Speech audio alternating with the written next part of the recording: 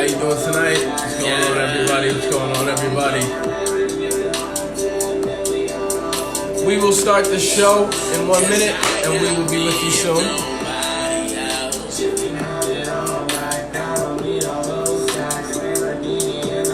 Came up on me like the man in the building. I got my team, and it feel good 'cause we winning. Took a long time, but my plan took the motion. You hitting mad. What's going on, everybody? How are you? How are you? Ladies and gentlemen, again, welcome again for the second night in a row. We bring to you Minority News is Everything. I am your host, Shadi, here again, bringing you news again from our culture, from our people, whether it is minorities of black culture, of Jamaican culture, of Spanish culture, Saudi Arabian culture, of any culture and kind. We are not the minority. We are really the majority, but we try to make it the best we can. It is a pleasure to see you again tonight. I hope you all are doing well. I hope you're staying safe, and we are getting ready to tune in as our special guest for the first half of this evening tonight will be my good friend Keith Chaldana, who is a rapper and a PhD doctor who is going to come in and talk to us a little bit more on his insight about things, what's going on. We're also going to give to you a little bit more insight to what's been going on recently today. If you don't know, later on we're going to give you the updates of where the next primaries are going to be so that way you can go and vote, because again, it is important, just like we all keep stressing, as we all need to know. Voting is important. Voting is essential. We hope that you enjoy ourselves. Hope you enjoy and tune in. Again, so as we are doing it, we want to let you know that we are also trying to do our best to stay awareness and give awareness to all of us in all places. Someone saying, Joe, cool, savage, beast, add me. Okay. What's going on with this person? What's up?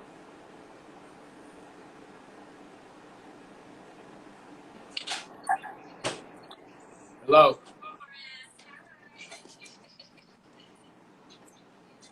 What's going on? Okay. So, anyways, back to what we were saying. This is Minority News is Everything. So for tonight, we want to let you know that the next primary elections are going to be June 9th, and they are the states of Nevada, Dakota, North Dakota, South Carolina, West Virginia, Kentucky. Well, actually, West Virginia, South Carolina, North Carolina, Nevada. Yeah, I know. I don't know what that was either. That was just weird as hell. It was really awkward. Anyway, so we want to stress to you again, last night we had my friend Demarius on, who was here for the youth benefit and talking about how we need to develop that culture with the youth.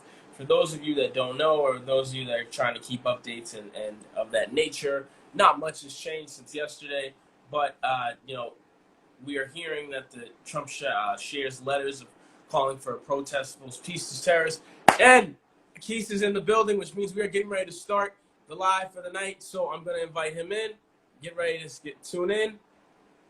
Gonna call him in and get myself situated here because I keep pressing the wrong buttons. We're gonna go in, and here we go.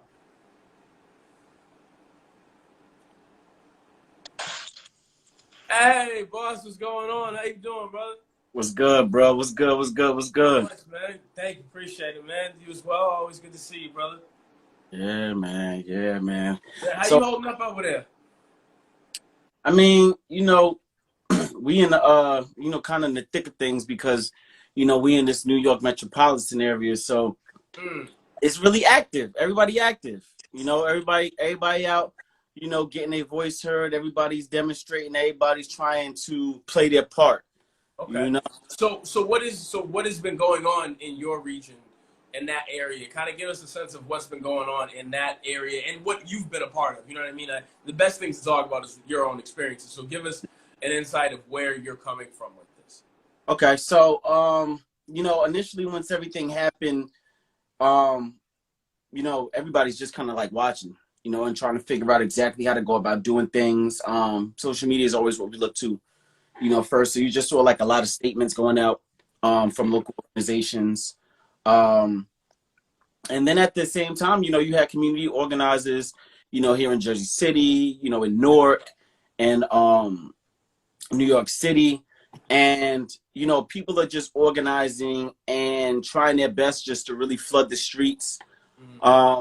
Ironically, Newark, they talk so much about Newark and the crime rate. Newark was actually one of the most organized and peaceful protests that occurred and Jersey City as well. Mm.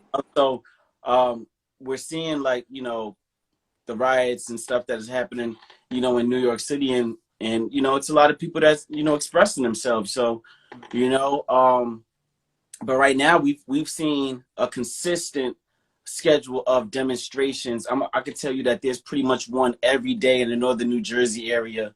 Mm. You know, there's two in Elizabeth this weekend, one with Karen Civil on Saturday, and one on Sunday with I forgot the young brother's name, but another community organizing in New Jersey. And then there's another one at, you know, in City Hall in Jersey City on Saturday. It's a bunch going on. It's a Have you bunch. seen a lot of artists transfer their energy and power to activism in your area due to the events of the last couple of weeks, or has it always been something you guys have kind of stressed in your community? Because again, in Boston it's different. So in times like this, it seems like everybody tries to cling together and come together and make something more of a unified effort. Not to say that we don't try to, but I think things like this make it more aware that now more than ever we need to do it on a consistent basis. So for you guys, I don't know if that's something that you all have already established, and this was just one of those things that kind of was able to show you all the forefront of like, hey, this is what we do on a regular basis. Now you're going to see it in the multitudes. Or was it just one of those things like probably across the rest of the country, like most of us, we tried to unify as quick as possible and mobilize as possible to make our voices heard?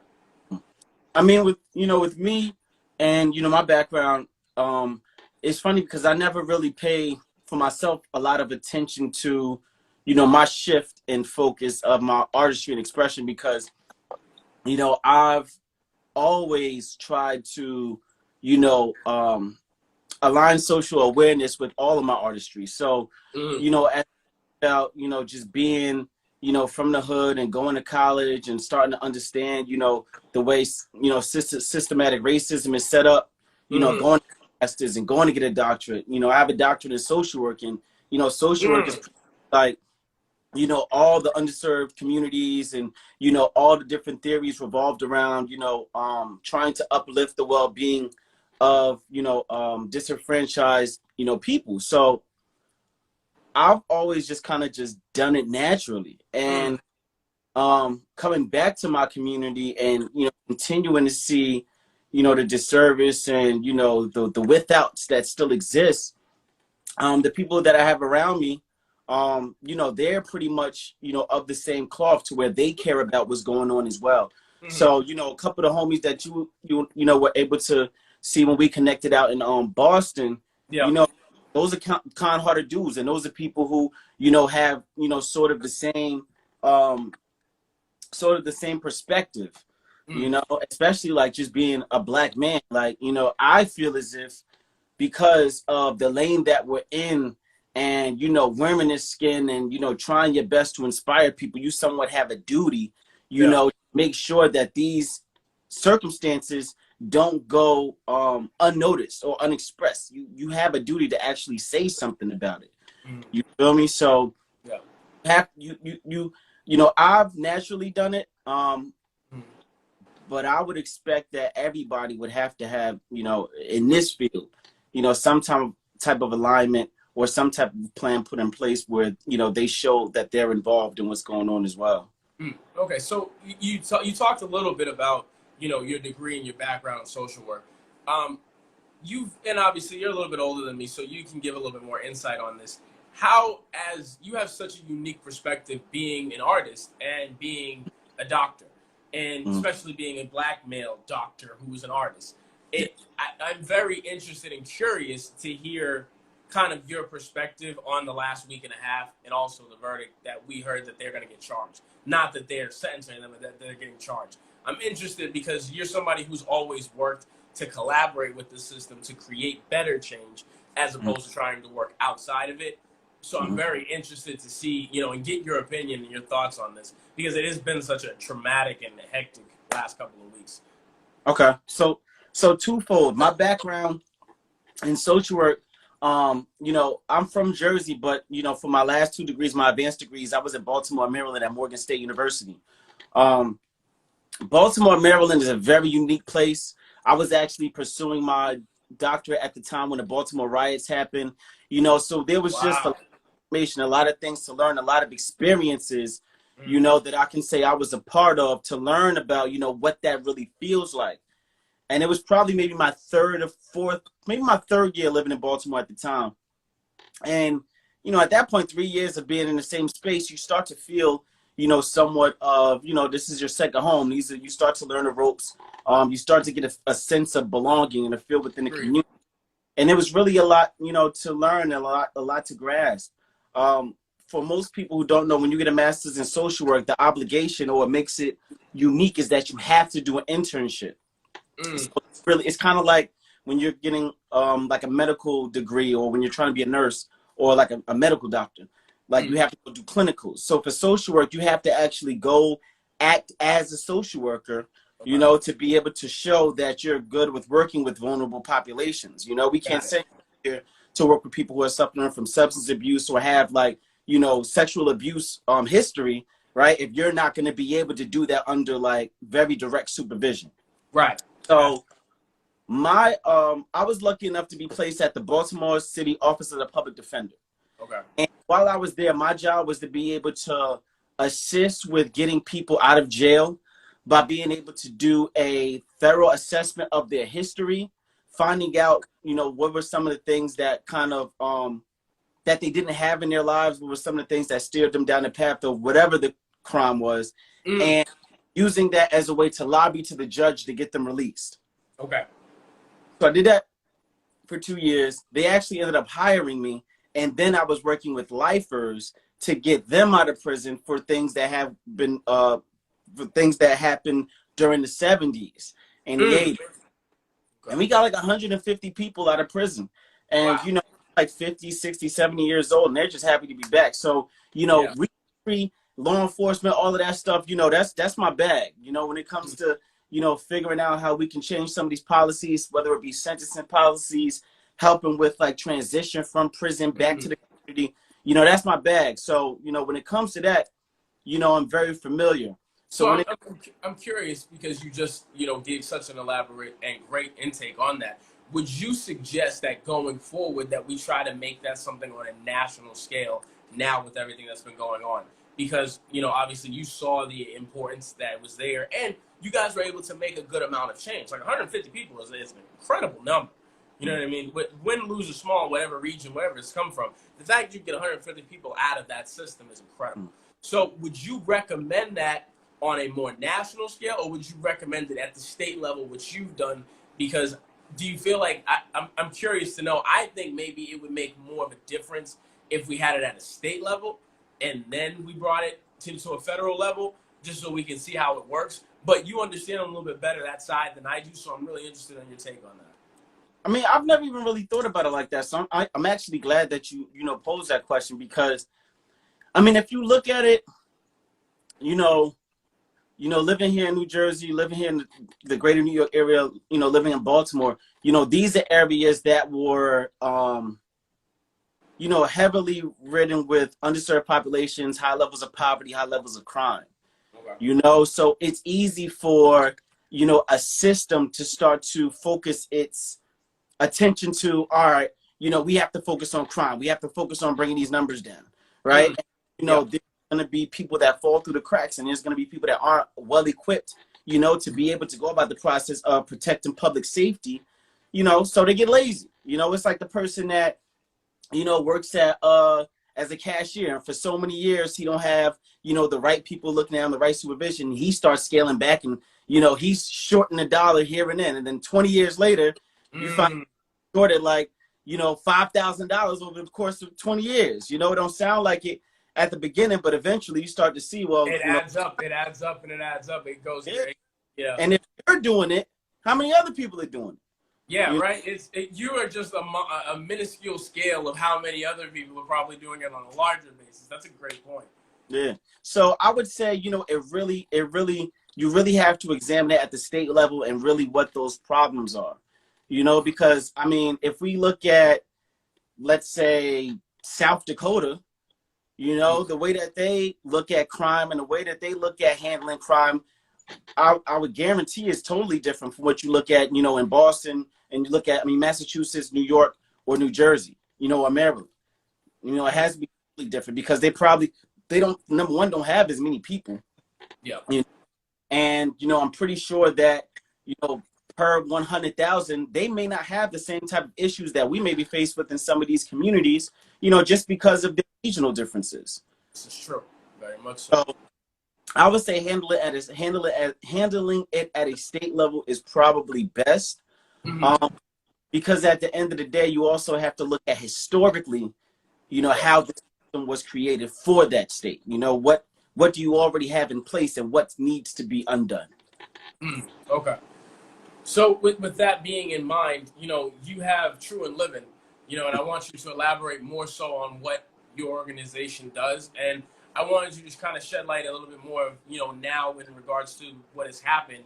You've always been an activist, but now I'm sure you and the team have been working on other things. So when we get out of this, you're interested, you know, you're going to be more focused on that. And then the other half of it, I'm going to ask you, I'll give you two parts because I want to let you talk more. The other one I wanted to have from you is in regards to, I've had this argument with a couple of musicians privately, and some of them are agreeing with me and some of them are not. And so one of the things that I've had an argument with a lot of people is if your music is not representing the times and the things that are going on right now, I really don't think you should be expressing your music right now.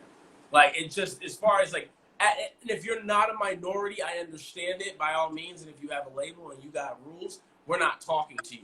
We're talking to the individuals like ourselves who stay independent. Sorry, I'm trying to wave to everybody and I keep tapping myself out.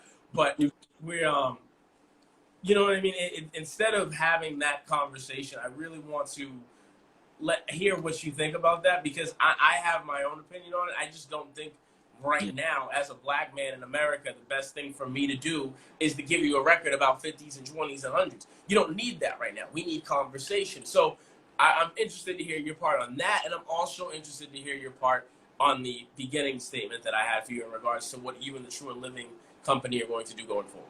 Okay, so it's good because I have a very specific example for the second part. Actually, it kind of aligns with both.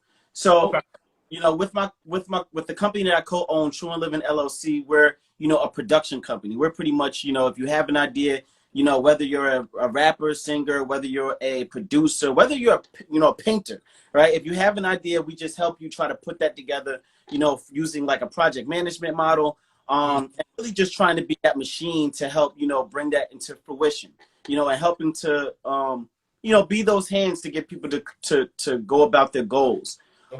Me being an artist and starting off, you know, really by myself at first, you know, having a team and then trying to do it again by myself and now having a team again, I've realized that the DIY model is one of the most horrible models that you can try to follow as an artist, because you are going to need help along the way. You know? We brand it as DIY, but there's not one artist that you can say has done this stuff on their own. Themselves, yes, very so much. What we preach is the DIT model. Do it together. You know? Okay, I like that. I like it. Do it together. I like that. So you find people that have, you know, like-minded goals, and if they fit, you know, the mold of what's needed within the entity, you know, then you bring them in. So, you know, with what we've done within the last, you know, only 2 years, I want to say 2.5 years old, you know, we started an event called Where Beats Meet Bars, which we do, you know, open site for event every month. And then we also have a couple of artists that we've helped create projects for themselves as well. And then we've collaborated with just a bunch of events, a bunch of other, I want to say production companies as well, and curating events for artists. And then, you know, you also know we had the tour that we were on, and we have brought some artists on tour with us as well, just to be able to, you know, enhance, you know, their audience and get their music in front of, you know, people who may not know about them. So with our company, we've always come from the sense of we have to do something for others. You know, our company was created because we saw a need. The reason why, you know, the reason why our events were created was because we noticed there was no lane for people that really wanted to work on their craft. You know, when I went to Baltimore, I found out that the open mic scene down there is lit, and they teach you how to create. They teach you how to really mask your art, work on your performance, work on your production of your show. All the development of you as an artist in general. Exactly. I'm from Jersey. Before I left to go to Maryland, the hottest person on the scene was Fetty Wap. you know, and the strip club was lit. Yeah. And if you wanted to perform as a rapper, you had to have a strip club song. If you didn't have a strip club song, True, yeah, because it was literally everybody was spending more money there, and that's where people were breaking records out of. Like it wasn't even like it wasn't even, it was like that was the new radio for like a small time. You know what I mean? Like yeah. the wild enough, but it literally lasted as long as his career did. I'm sorry, did I? We gonna omit that. We got yeah. Listen, Betty got money now. Remember, he had. Hey, listen, I ain't knocking a brother for getting this dope. I ain't mad for a brother for getting this dope. Nah, but you know, you bring up a good point, because you know that was a moment, you know, and for artists like, you know, you and I that really, you know, have lyrics, like it was hard, bro. Like it was like, damn, do I really focus on the hook, just the hook? Yeah. Do they care about what I'm saying? Should I use an auto tune? Like I was sitting there. Yeah, I was sitting there like, I ain't know what to do. I tried to make a record that I thought could work in a strip club, and I was like, I don't even like this, because now I'm in a strip club and they want money. It was a bunch of stuff, bro. So, you know, that's why we created our event, because we were like, yo, we know there's a group of people that just want to work on their art and not have to worry about, do you have the bag for the strip club? You know, are you able to, you know, really cater to, you know, the audience that just wants to be lit? Like, do you care about, you know, lyricism? And I appreciate the Fetty Waps. I appreciate the people that make music for the strip club as well. But yeah, because somebody got to do it. So, you know, we've always been from the how can we help standpoint. So, you know, we put together, you know, a bunch of community service events. We have actually three going on, and we have 2 that we've done within the last month. So the first one that we started was the support small business during the Corona pandemic. Every Friday I was spending up to $100 on small businesses that were tagged under my posts. I did that for the entire month of March. Okay. So I ended up spending like almost $800 for that month. During the month of April, we had we aligned ourselves with a organization called the Academy 365 that was focusing on helping change the narrative for young Black men in America. And me and my cousin, who's also an artist, put together a benefit concert, and I raised $1,150 for them in like the matter of a week. We had donations of $1,150 to help these young men, and that money was going to Chromebooks to help them, because we learned that, you know, their technology literacy was not as high as it should be, because of the fact that they had to learn at home opposed to being at school. Yeah. So at the same time, we had everything that's going on right now, you know, which, you know, we're trying our best to be able to, you know, use our platform, you know, and to use our platform and to use our resources to be able to do that. I don't want to forget about, you know, we also have, I don't want to say a secondary initiative, but a secondary initiative we've been doing is I don't even know what we call it yet, but it's like a small business circle. So it's pretty much like we took $100 and we bought somebody's product. We buy their product, and then what we do is we raffle off that to our followers at $10 a piece. However much money that we get, we pull the raffle, we give the person what we bought with the $100, and we take that money and then buy that person's product, and then raffle that off. So it's like keeping the money in the community. Yeah, and it's circulating and it's keeping it there. I like that idea. It's really dope. How long have you been doing that project? This is only our second month. Okay. So the first year we had custom masks that we bought, face protectors. We raffled those off, and this month the winner was a woman that owns a skincare company. So we bought like a $100 certificate that we're gonna raffle that off too. And then to go into the second part, you know, that you spoke about, you know, really aligning yourselves with what's going on today. So it was ironic that maybe maybe 2 weeks before, you know, rest in peace, we lost, you know, George Foley. we really had, I mean, George Floyd, I'm sorry. We had a partnership, a collaboration with Stereotype Co. on our merchandise. And we were going to announce the campaign with the merchandise. And, you know, I announced the campaign, told people what was going on, that we had, you know, this merch that we were selling. And we started to get some purchases.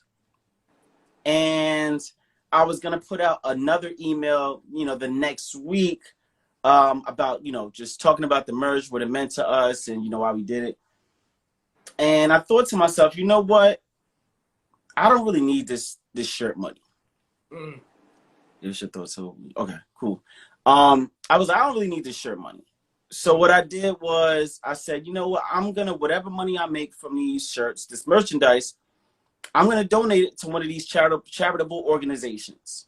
Right? I'm going to donate to one of these charitable organizations and give all of the money to them, because at this time they need it more than I do. You know, my bills are paid. I'm good. You know, I have a full-time job. Like, I'm straight. Like, our tour was paid for, the venues that we had moving forward. You know, we still got that money, so we're straight.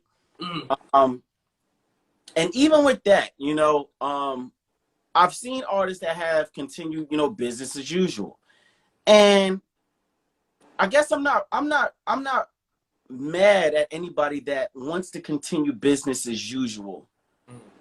What I'm mad is, I'm not even mad. What I would suggest is you try your best to be as creative as possible to make sure you'll continue to make your ends meet, but also not trying to shy away from using your platform as an opportunity to bring light to what's also going on.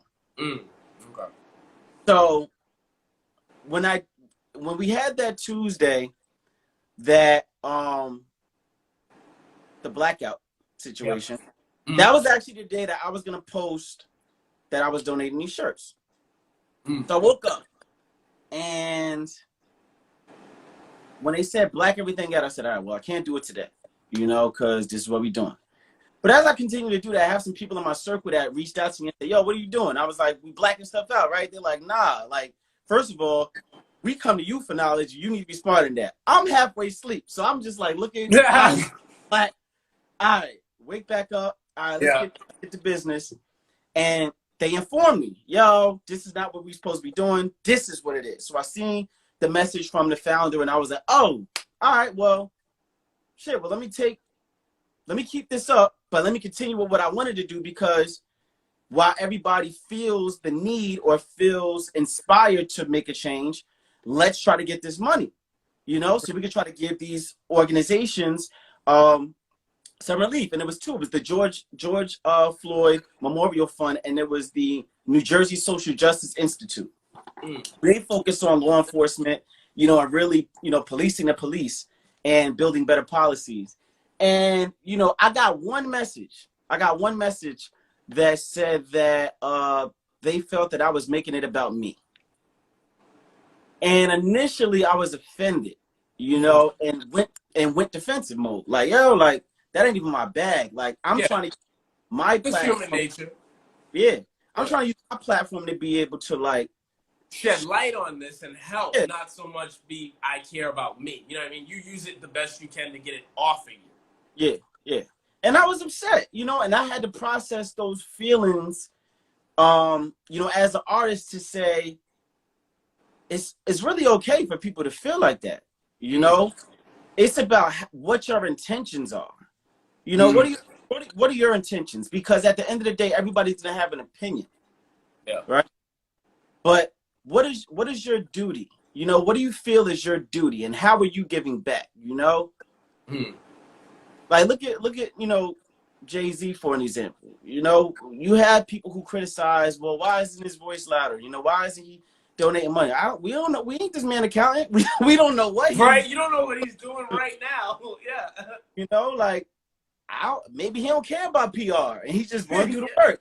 Yeah. So, you know, for those that, you know, want to continue to build on their artistry, you know, that's fine, but you're gonna have you have a duty to do both. Because at the end of the day, as an artist, you're branding yourself as an influencer. You're an influencer.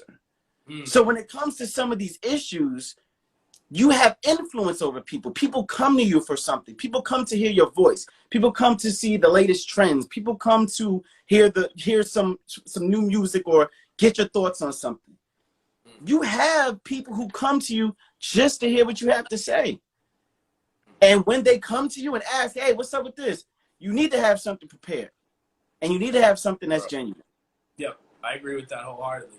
I think the one thing that I now that you elaborate on that, I think one of the things that like kind of irked me about it is it was not so much like that you shouldn't do it. It was just, if you're an artist who takes this seriously and you have a lot of work and you're constantly working on stuff, I'm sure you have a record that's probably a little bit closer to what is prevalent right now. Not to say that you can't do music. I wouldn't say never stop, because I mean, you and I both know probably as soon as we both get off here, we're probably going to be working on another track or two. So it's not to say that we don't want to work on music or we don't want people to hear what we're doing. To me, the biggest part of it was, are you going to give them something that's actually going to help them right now? Because right now, nobody wants to go ball at the club, and we can't. Like, nobody. And you know what's funny? And that brings it back to what we said about, you know, the Fetty Wap era. Like, dog, listen, just how as lyricists, we had to be quiet and do what we did to try to get people in the strip club to listen. Yo, y'all that be club popping, yo, y'all gotta figure it out. Yeah, it's the same way. I love it. Because now it's like you give people time to actually, what I love about this and like what I really enjoyed about it is like, it really gave people, if you were smart enough, to market yourself and get people to really listen to your music, because there was nowhere for them to go. There's nowhere for anybody to go. You could just easily sit there and just listen to somebody's music. And so now there's another question I wanted to ask you out of what we were talking about. What do you feel out of this? Do you feel like a lot of activist albums are going to come out of this? Or do you think a lot of mainstream artists are going to try their best to try to, you know, not move past this, but like do like one song and then try to move the culture forward with like other things of music? You know what I mean? Because you've seen the trends way more than I have. So I'm very interested to see that. I mean, I could say I think the two of the best examples that we have, you know, and it sounds cliche. Actually, I'm not gonna say two of the best. I'm gonna say four of the best, actually. So, boom, I'm good. Four of the best examples that we have are Kendrick, because Kendrick's always been in that bag of, I got to speak to you about what's going on in my community and where I'm from, Compton. Kind of easy, very easy to align with that, because historically we knew what's been happening in Compton. Exactly. Right? Yeah. We watched J. Cole come out and be very introspective, and we watched him make a shift to where he went from introspective to, I need to go mainstream because I need this to drop, to I need to go back to my roots, because honestly I was really like in this activist bag, and it's really not that much difficult of a shift for me. Yeah. And which album, I'm curious, which albums are you talking about in reference to him on that? Well, I would say mainstream, most definitely we would see, what was it? Sideline Story. Yeah, for sure. And Born Sinner was like his, I'm going to try to do this one more time, but then we saw the shift before I was like, dog, this ain't me, you know? And even when you watch his interviews and he talks about like some of the final songs that he made for Born Sinner, those were some of the most like introspective, like, yo, I'm looking at the world type song. Yeah, like, you know? like Born Sinner, Rich Niggas, Trouble. Like those, you can tell like which ones you look at now. Even Power Trip, you know, like we're talking about relationships, you know, and that was that's his biggest song ever. We're talking about relationships. Real. Right? Yeah. How do black people love each other? You know, that's something very important, because you know we've seen the stereotype and the stigma of how you know black relationships look like on television, you know, since the mid-90s, you know, and then you know the other two that I want to applaud, because they really got me, you know, they really got me into, well, actually So we could just say the Carters as an artist, right? Both of them have made the shift to we billionaires and we kind of nice with this music shit. So this is it, you know. Yeah. Before was Liddy to me, Yeah. you know. Exactly. Crooked Smile, another one, very introspective, Yeah. right? That's just talking about, you know, how you look at yourself, how you love yourself, you know, at the same. And then the I guess a wing of the Carters is Solange, you know, Yeah. and Solange, her album was really Very introspective. like when Apple Music had the joint on Tuesday, and I said, all right, let me check it out. Press it. Fubu was like, oh, my niggas in the whole album. I said, oh, this my joint. This shit is for us. And, you know, that's the bag because it speaks to us. Like, there's a time when I want to go to the strip club. I'm going to want to go eventually. Yeah. Yeah, I want to go. One day I'm going to want to go. Yeah. And I'm not going to want to listen to Solange in the way they did. You know? Yeah. But that time ain't now. So, you know, I see artists, you know, I mean, the greatest artists are able to capture a moment. The greatest artists are always able to capture a moment. When you listen to Nas Illmatic, you feel that grimy New York City scene in 1991, 92. You hear that with Biggie. You know, when you listen to Outkast, you hear all the stuff that's going on in Atlanta, you know, in the mid-90s. When you listen to UGK, you listen to, you know, how things felt in Houston at the time. And, you know, when you listen to NWA, you feel all of the, you know, oppression from people like, yeah, we from the hood, but, you know, at the same time, I'm just seeing some effed up stuff happening. This is how I'm expressing myself. So, yes, sir. You know, what's his name? YG just dropped the track. Yeah. At the police. I said, hey, I got friends that are police, but I gotta keep it going too. I knew it was coming eventually from him. I didn't know anybody else, but I was like, he already did F Donald Trump. So I'm like, I know he's gonna come with this. I knew it. Like I was just like, he's probably holding on to this one, waiting for this to happen. Yeah. So, you know, for those artists that can do it, let's get it. For those artists that haven't done it and are concerned about doing it, I would say give it a try. For those artists that aren't gonna say anything, if you really feel like you don't have any value add, all right, then don't say nothing. Yo, my buddy Sean says, look at the trajectory of Lupe Fiasco's career since the Cool. Yeah. That's a throwback, but that's a wonderful argument right there. That's a good one. Lupe Fiasco was ahead of his time. It's really yeah. 2002 to 2006 was an extremely difficult time if you wanted to be like, you know, look at my wall. You had to really be like with the Commons. You really had to be aligned with like the Roots or somebody like that to be an island. How Lupe was an island. Yeah. Kind of difficult. You know, but the other thing too is for a lot of people in his class, he didn't want to play ball all the time. Well, he was with like Kendrick played ball, Lupe played ball. I mean, Kendrick played ball, Drake played ball, Sean played ball, Cole even played ball. We just discussed it. You know what I mean? He was just that one. Even Joey, to an extent, just to get Pro Era in the door. You know what I mean? He played to a certain extent. He was just like, nah, I ain't gonna do that. This, that, and the third. I'm good. And it was kind of like, dude, I don't know. Which kind of brings up a good point that I wanted to bring out to you and I want to give to the group before we keep going further. I want to ask you, what are 3 mistakes that you see that most young artists make on a regular basis? I think the first mistake is thinking that this can happen overnight. You know, I'm very calculated in, you know, how I release music. So, you know, artists coming in and being like, you know, I just need that one record that's going to pop. You know, I just need to upload this and I just need, you know, one day for Lenny S or, you know, some high-end exec to be able to just scroll through SoundCloud and hear me, I'm signed. Like, yeah, and it's like, that's it. And boom, it's done. Yeah. It's like, dog, that don't work. That don't work at all. So, like, you understand that this is really some hard work. It's the hardest thing in the world.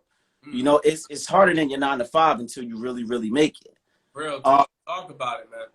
How many you said? You said how many? 3. 3. All right. So Ish was asking what the vibe is. I was like, yo, Ish, first of all, Ish, man, was good.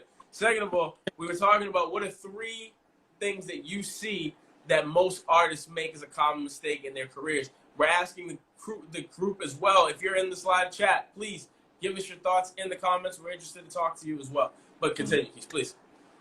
So just, you know, first thing is not like thinking that this isn't going to be hard work, like not understanding that you're going to have to invest money. You're going to have to invest time. You're going to have to invest, you know, not buying your new Jordans. You have to sacrifice not being able to see your girl. Come on, talk about it. Not being able to go to the club. Like, you got to sit down. You feel me? Like, it's a lot of hard work, and you have to be willing to do all of that for an extended period of time. I think the second thing is that, you know, you got to realize who you make music for. You know, who's your audience? Like, who are you looking to buy your music? You know, you got people that come in and they just don't know. You know, some people, you know, really don't understand that, you know, when you build a cult-like following, those people are the ones that project you to mainstream. You know, how many times you found an artist that nobody was listening to really, and then they blew up, and you sitting there like, man, I put you onto this. Yep. Right? Yep. We love to do that. We love to do that. So when you have those diehard fans, like, look at J. Cole. How many arguments you have with people that are like, nah, Cole hard because he say this, he say that, he say this. Yeah, I am a Cole disciple, so I am that dude. I am literally that man. And again, he's another perfect example in this conversation, because J. Cole understood that I make music for college kids. I just got out of college. I know they broke, and I know they ain't got money to come see me. So you know what we should do? We should have a concert for $1. Let's call it the Dollar and Dream Tour, because they can afford it. Yeah. And do that everywhere, just to build your brand. And now you have these people as, you know, not really stands, but like, you know, investors and backers, that these are the people that you can continually make money for. These are people going to continue to invest in you like your stock. Right?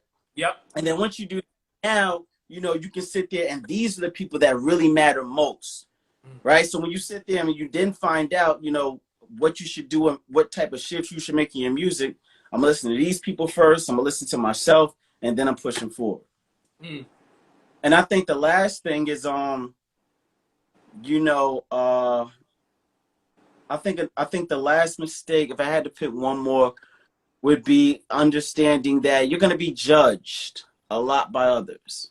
You're going to be judged a lot. And, you know, trying to make everybody happy, or trying to, you know, listen to others or get their opinions, you know, get everybody's opinion about your music is sometimes a mistake, because it can come with some,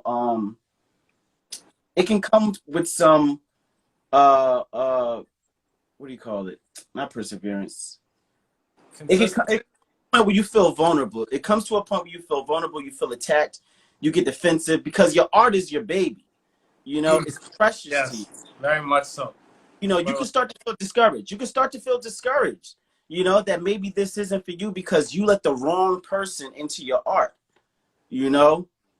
And I think that when you just really, you know, work on something and, you know, don't really do it for the validation of the approval of others, and instill that motivation in yourself, you know, that's really a strength that you need to be able to build. The hardest thing in the world, I mean, being in the artist or creative space is not for people with low self-esteem.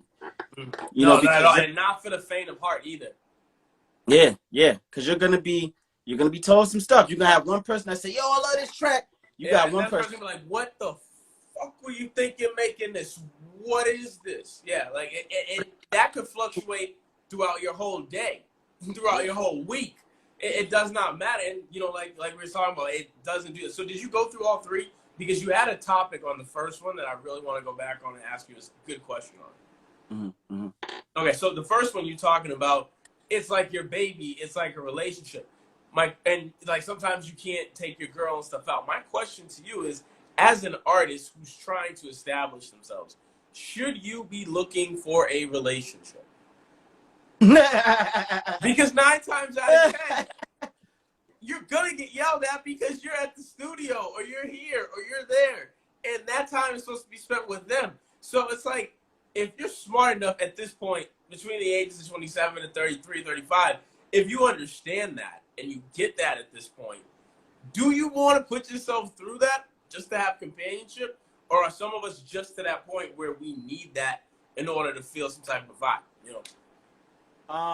I think that it really depends on the relationship. It depends on a woman, you know, because you might have a relationship with another artist that understands that, yeah, you're gonna be at the studio, you know, getting right, because I'm gonna be at the studio too, you know, getting right on certain days. I think that, you know, you just have to be careful with being very open in communication and establishing, you know, from the beginning, what's most important to you in your life and what is going to be some of the expectations of you with regards to your relationship and, you know, your passion as an artist. You know, because you got to be careful, because, you know, you might look at, I mean, I've dated women who, you know, were really into my music, and, you know, they wanted to hear all of the music. They wanted to sit there and listen to me rap and come to all my shows. And then I've dated women who ain't give a damn about none of my music and was like, yo, I'm really more interested in you with your PhD shit. So I don't really want to talk about that shit. Like, yo, how was school? Like, For the show. It's like, I know like 5 of the niggas that are trying to be musicians. Yeah, spare me with that. Talk about something else. Like, yeah, it's funny because like that's how I was weaving girls out for a minute. I was like, I do the same. When I was getting my doctorate, I was like, yo, I'm not gonna tell you I'm getting my doctorate. When they be like, what do you do? I'll be like, I'm a rapper, and then I just wait, and then later on, you know, depending upon what their, you know, thoughts were. I do the same thing when I tell them like, oh yeah, I'm an artist. They're like, oh yeah, really? That's all you do? It's like, I actually do IT. I own 2 different companies. Like, I do other shit. But it's just like, if you're gonna react that way to what my core is, then why the fuck do you deserve the rest of it? You know what I'm saying? So it's just like, that's the first. Let me tell you what's most important first. Get to plan B. Yeah, we can get to that later. I'm telling you what's on my mind and what's on this grind. Like, oh man, that's funny. That's funny because I did the same shit. Facts. Oh man, it's safer that way. It's safer that way. It is, you know. And at some point, you know, it's probably to the benefit of both parties if you do it. You know what I mean? Because if you don't, in reality, you're spending so much time getting, you know, somebody to try and be a part of this that's not a part of it. That's why I go back to the question I asked you, because it's so much energy to, and you know this, it's so much energy to create a good relationship. And it's 10 times that much energy to make at least one good record and have all the stuff you need to make that record pop.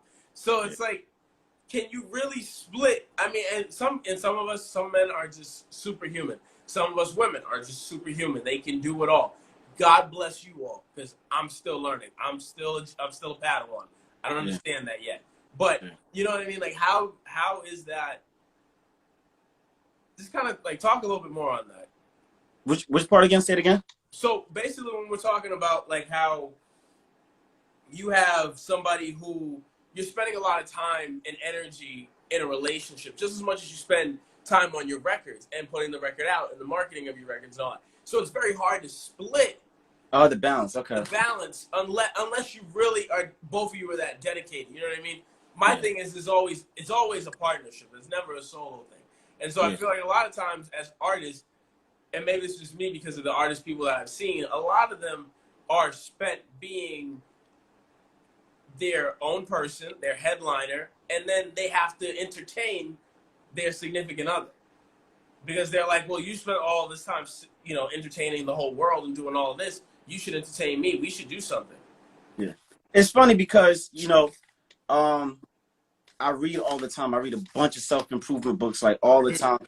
I'm always trying to be my better self. And, you know, I'm reading this book called Getting Out of Your Own Way.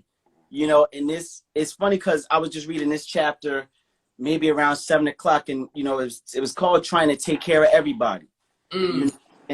And the book spoke about that you need to be able to, that some people are very good at going to work, spending 100% of the energy at work, turning it off. Going home, spending 100% with energy with their spouse, turning it off. Playing 2K, spending 100%, Yeah. turn it off.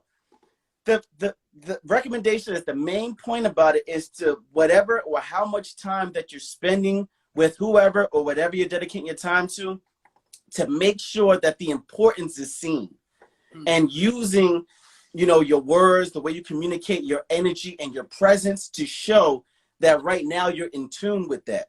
So when I'm with a significant other, or if I'm with somebody, a woman that I'm on a date with, like, as of right now, I'm locked in here, because if I start get to talking about my music, my bars and stuff like that, it takes away from, it takes away from us being able to be, joined in conversation, to more so a shift of another passion that I have that is kind of like talking to your side chick, talking about your side chick. Yeah. That's a great analogy of it, to be honest. Yeah. Unless like she cool with the side chick and she want to know how she doing too. If she's that cool, I might have to stick around. I don't know. If she's that cool, it might be worth it. But yeah, because that honestly, that's what it is. You in a relationship with your girl, you in a relationship with music. That's your side chick. When you're gonna put as much energy. When she piss you off, you might be like, look, I need to go write some bars. Yeah. I hate to say it. I think, for the last I haven't dated anybody probably in 7 years, and so my interest always has been like, I feel bad whenever I talk to somebody and it don't work, because it's just like the first thing that comes to my head is like, here go another song. Like, not even like, oh, like, hey, like, this was good, I should learn from this. It's like, oh, here go another song, I got another one. Look, bro, I was single for almost 10 years. Almost 10 years. And, I was the same way. Here go another song. But it's like, you kind of got to separate yourself. And it takes practice. It's not going to happen overnight. Yeah, no. But as always looking, like I said, we capture moments. Yes. This is a moment. So now this is a song. Yeah, for real. I feel like if you're an artist, that's the best way to end a relationship with someone. Just write a song, because when we try to do what other people do and like do this petty like text back, or text this friend, or like do the subtlety crap online, or like subliminal Twitter tweets, like, they're not doing nothing. I mean, some of us can be petty. I'm one of them. Yeah. I'm just saying, like, which we try, but it doesn't mean it's always easy, Yeah. I mean, you're right. I mean, because at the end of the day, it's, it's not easy. It's not easy, especially, like we said before, when you ask me some of the most difficult things as an artist, it's like, yo, this is rough. Yeah. And your significant other, who this is, or whoever dating at the time, might not appreciate the fact that you working so hard at something that is a long shot. Yeah. So, and when it doesn't work out, you do get into that. All right, well, and like I said before, you capture that moment. It's just that, you got to continue to move forward and, try your best to, be separate in these situations, opposed to kind of, jumbling all up into one. Because you got to be focused, man. You got to be focused. All right. Well, we have one more question for you before. And Anthony goes, how did you guys know that you wanted to make music? So I'm going to give it to you. I'll answer that a little bit later as I wrap up the segment. But I want you to answer how did you want to do it, and how you kept with it, getting a degree and still pursuing music. You know what I mean? Because I'm sure those days must have been some trials and tribulations in those days. So talk about that, brother. So I can say I knew I wanted to make music. Well, actually, I didn't know I wanted to make music. Early on, my mom was a big Biggie Smalls fan, Tupac fan, Nas fan. Like, she, I've been having conversations with my mom throughout this, George Floyd situation. And this is kind of, the first, I guess I would say, this is probably the first social movement that I've consistently had interaction with my mom through it. So, I'm reminded of some of the things that she would listen to when I was growing up and talking about this, what Tupac was talking about. I'm like, yeah, you have been in that bag for a minute, but you know, she's always been, you know, a fan of expression through music. So, you know, I had that, you know, growing up always around, and you know, I would write stories and stuff. Like, I was the only child for a long time, so I would write stories, and eventually I would hear raps, and I'm like, I could write a rap. So to start writing rhymes and not even telling nobody, just writing rhymes, getting beats on Napster and LimeWire, downloading beats, doing freestyles. Napster and LimeWire. My man took it back. For real, down. Thanks. Giving my computer a bunch of viruses, all of that. And I never took rapping seriously until I got my own radio show. So I was a college radio host for a year, and I had access to a studio, and I wanted to be an audio engineer. And I was like, I don't know how to mix and master. And I didn't have nobody on campus that really was consistent in rap to bring in to have like a demo that I can work with. So I was like, all right, well, fuck it. I'm a rapper on it. So I went, recorded it, brought it back to the dorm, asked people what they thought, and it was like, yeah, but who this though? And I was like, that's me. They're like, yo, this shit hard. And I'm like, yeah, but how's the mix? Like, I don't care about the parts. Like, tell me what the mix sounds like. Which was me, the complete opposite was, yeah, I know all that shit sounds dope, but what about the parts? Like, that was like the reverse for me. Like, I was like, yeah, all that other stuff can be fixed. But my nigga, what about the bars? Like, tell me what the bars are. So, you know, that was pretty much it. And then, you know, just going through college, you know, I stopped.